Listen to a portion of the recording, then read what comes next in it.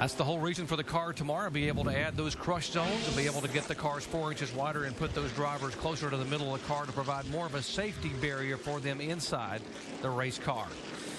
Now, one thing I want to get to, Doc, the splitter on the front of the car sticks out about 2 inches in front of the bumper. NASCAR says if they come down to a photo finish, this could be judged off the front bumper, not the splitter. Tony Stewart will lead him down. It'll be 22 laps to go when they cross the start-finish line. And, folks, the top 8 drivers have never won at Talladega, Stewart included. And one of those top 8 is Mike Wallace driving the 88 car. Robert Yates put him in the 88 car because he feels like Mike is one of the best restrictor plate drivers in the country. He is one of the best restrictor plate racers. He's driven for me, and I'll tell you, he can get it done when it comes time here. It is only Mike's second Cup start this year, folks. He ran the Daytona 500 and finished 4th all the way from 22nd starting spot, and he is running currently in 6th position. When you take a look at the 48 car, Jimmy Johnson at the bottom of the racetrack, they are out of time right now with 22 laps to go, and it's time to get to the front. And he is doing that. But take a look at Michael Waltrip. He made a dicey move there with the 19 car of Sadler. These guys are starting to crank it up now. Sadler just squeezed his way up in that outside lane. Looked like Michael had to get out of the throttle just a little bit.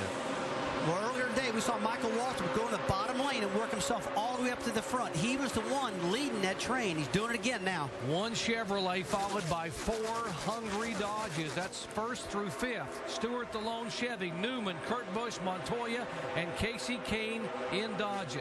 And you see Michael get back up in the top lane right there with the 48 now back on the bottom. They've got to make something happen here. They've got to get to the bottom. The top's not going to go anywhere. Like these guys up front are just locked in line up against that wall. Yeah, and if you're locked in line up against the wall, there's no room to pass in the top, that's for sure. So these guys know it. Look at Dave Blaney right now. He's getting down out of that top lane into the bottom. There he is in the Caterpillar car with Jimmy Johnson behind him. They're trying to make some tracks. Dave Blaney getting back up there, becoming a factor in the 22 car. Blaney, who had the pit road speeding violation. Whoa, up against the wall. One car goes up and rubs the concrete. That backpack is going to run him down, and they are running him down. Blaney leading him up there. There's the 22 car. Blaney pulling the fellow Toyota driver, Michael Waltrip, to catch this pack of 12 cars. And he kind of hung out the 48 car of Jimmy Johnson. Jimmy was hooked up behind him. He just shot up, left Jimmy stopped on the bottom. I'm not sure this war is over between those two. I think Jimmy's got to stay put and go for it. Out the back of the 96 car, you see Jimmy Johnson in the 48. Now he's becoming a factor. This lead draft just doubled in size. And right now, if this race would end right now to 24, of Jeff Gordon's got the lead in the points by 12 points over teammate Jimmy Johnson. Michael Waltrip hung out to dry on the inside of the racetrack, got down out of the draft, and they're going sailing right by. He was just trying to get something going here, trying to get maybe some people to go with him, pulled out a line, and nobody went with him. And you figured if anything was going to happen, Michael was going to be the one. He did it earlier, and it worked for him. Took a little taste of it this time, and they said, too early, pal. We're not going with you right now.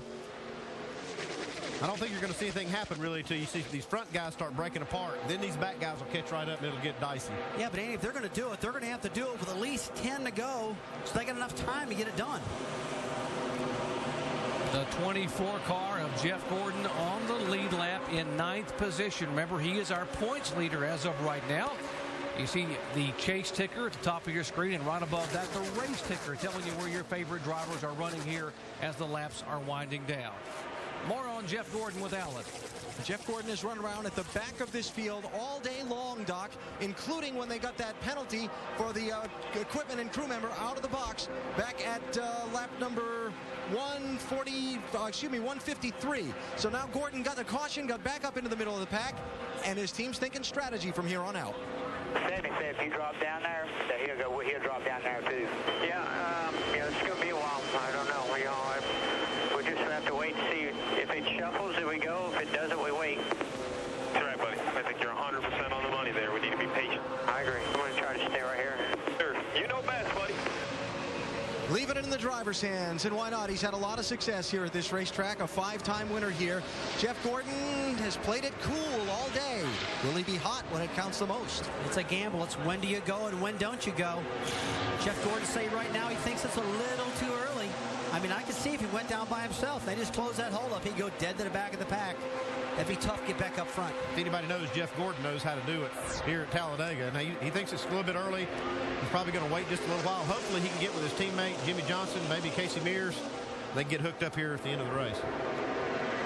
We're talking about Juan Montoya again. Look at their 4th position, hanging in with that Chip Ganassi, Felix Abada's team. And what about Reed Sorensen again? 8th position, he's holding in tight. It's been strong cars. Those top 8 drivers have never won at Talladega. Stewart's never won here. Ryan Newman, Kurt Busch, Montoya, Kane, Mike Wallace, Johnny Sauter, and Reed Sorensen. Those 8 guys have never been to victory lane at Talladega, and it could be among any of those guys if it's a typical Talladega finish. Here we got something going down on the bottom. We got the 22 car Dave Blaney, and the 48 car Jimmy Johnson, his teammate Casey Mears, and the 25 car. Now they're making some tracks. And guys, these guys are getting in what we call draft lock. They're getting really bumper to bumper. These 2 cars becoming one, and right now they're definitely the fastest on the racetrack. Jamie? Well, with 16 laps to go, Chad Knaus, crew chief for Jimmy Johnson, just came over the radio and said that 25, Casey Mears, your teammate, is coming.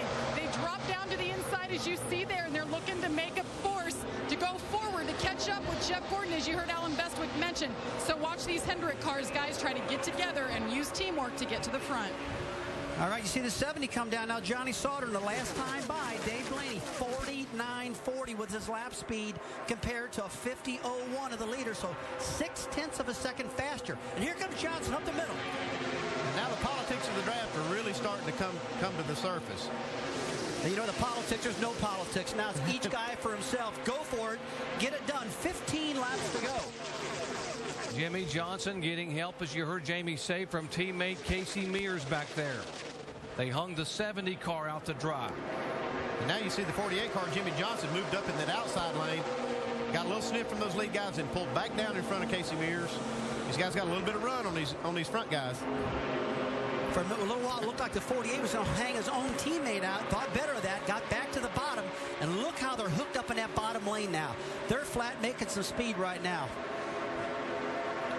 I call that trucking. Those cats are trucking right now. They can just get hooked up just like this right here. If they can just get bumper to bumper. That's textbook, man. That's the way you got to do it. And Jimmy Johnson, Rusty, 0.3 of a second quicker a lap than is the leader, Tony Stewart, and he is coming in a hurry. If they stay patient and stay hooked up, they're going to get to the front. Look at Stewart go to the bottom. Hey, Stewart knows it. That bottom's quick right now. And Tony, look at it, top to the bottom, bottom to the top. Whoa, that move might have cost him right there. He went to the bottom and across the top, and he's got no help now. The 2 Penske cars will hook up and go by Tony Stewart. This car's big, but it's not big enough to block the whole racetrack. Oh, man, when you went to the bottom, clear to the top. Whoa! Contact, the 96 car. Tony Raines involved. And Michael Waltrip centered after such a good run. Pole sitter involved in the accident also. Lap 175. There's the damage on the 16 car. Last week's winner, Greg Biffle. That's too bad for Michael. Man, he had a good car. He had a great car. Take a look at Biffle. He's tired, Mike. Yeah, I blew it right in front. Biffle's hanging out in the back, trying to stay out of trouble. He gets himself involved in it. Watch the contact here. Now, you heard Michael Waltrip say right front, watching her right up across the racetrack. Just too bad he clipped Elliott Sadler in the process. When that tire went down, he just took off straight right. Poor Tony Raines, too, got caught up in this. 4 wide. Hold her straight there. Hold her straight. Caution's out. Caution's out. Elliott Sadler gets involved. So does Greg Biffle, who comes up and gets contact with Elliott Sadler. Caution for the 9th time today. Back in a moment.